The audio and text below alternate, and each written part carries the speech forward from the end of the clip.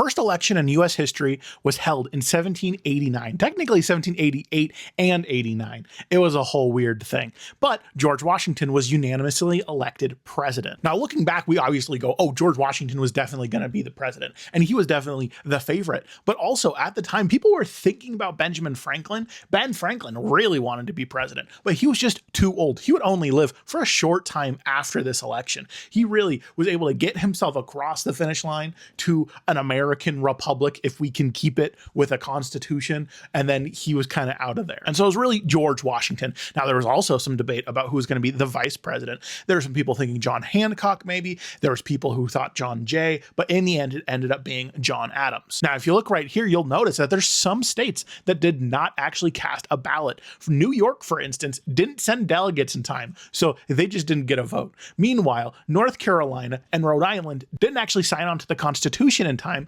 and so they didn't get to vote in the first presidential election. This is really pretty embarrassing for all of them. If you're from any of those states, you should be ashamed of yourselves. Now, but what is interesting about that election is there was no political parties at the time. Now, George Washington has famously been known as a guy who didn't believe in political parties, whereas everybody else was like, we're going to do political parties just as soon as we get the chance. So we can see how well that worked out. I mean, kind of sarcastic, but then at the same time, we have lasted 250 years, which is pretty good overall.